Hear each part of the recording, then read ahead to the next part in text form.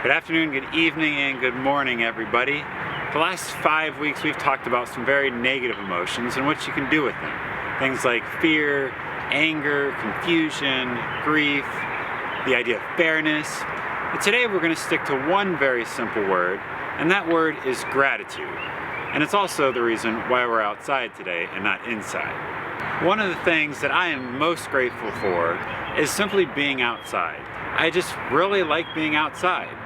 And so when I practice gratitude and I try to show gratitude, that basically means that I'm thankful for trees and leaves and sun and clouds and rain and snow. And another way of thinking about gratitude, along with being thankful for something, is counting your blessings. And that's probably a phrase maybe you've heard. So if you think of the idea of gratitude as just being thankful or counting your blessings, it might help it make more sense. And why are we going to talk about practicing gratitude today? Well, I think it's one of the simplest ways that you can actually help yourself feel better, help yourself get in a more positive mindset. You can change how you feel by actively practicing gratitude, by forcing yourself to do it. Because when you really don't want to do it, and you really don't feel like you have anything to be thankful for, and you really don't feel like you have any blessings to count, that's the best time to practice gratitude. And I say practice gratitude because I think it's actually something that you have to try to do sometimes. The times when you don't feel like doing it are the times to do it, because that's when you most need it. And you don't just have to take my word for it. There have been many scientific studies and surveys done that show that practicing gratitude makes you just feel better, especially if you do it consistently. Practicing gratitude makes you feel physically and emotionally more resilient. It reduces the effects of trauma. It can increase your empathy, and it can in general give you control over your feelings. Not totally, but it can give you a better way of expressing yourself and make you more thoughtful and mindful before you act. So how do we practice gratitude? Well, that's the easy part. Simply think of things that you're thankful for, or make a list of things that you're glad to have in your life.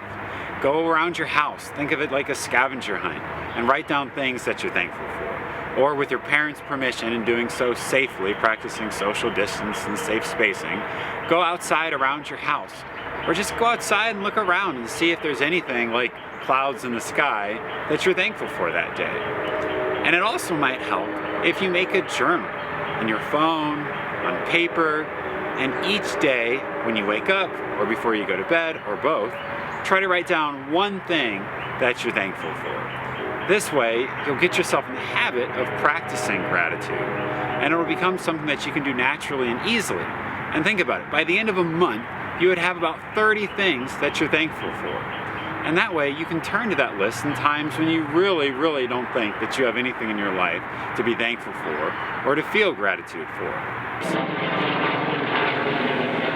So as I said at the beginning, the outside natural world is one of my biggest sources of gratitude. A tree or a leaf, sun, clouds, oceans, rivers, mountains, deserts. I'm very thankful to have the outside world as part of my life.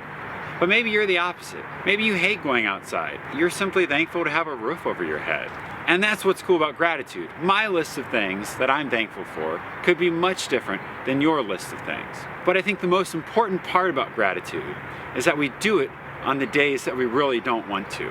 Because even people like me who talk about this stuff for a living, I mean, it's literally my job to talk about these things. Even people like us, we have to go out of our way to force ourselves to find that one thing that day that we can show gratitude for. So my challenge to you is maybe over the next week, one time each day, find something to be thankful for. And maybe write it down if you want to keep a list, or maybe just put it in your head. But if you can do that for a whole week, just think about how long your list of things that you're thankful for will be in a month or 2 months. And that'll be pretty cool. And I think what that'll show you is that on your hard days, your days that are really tough when you feel all those negative emotions that we've talked about over the last 5 weeks, you'll be able to pull out that list, turn to it, and show yourself that, yeah, there really are things in your life that you have to be thankful for. And that might just help keep you going from one day to the next.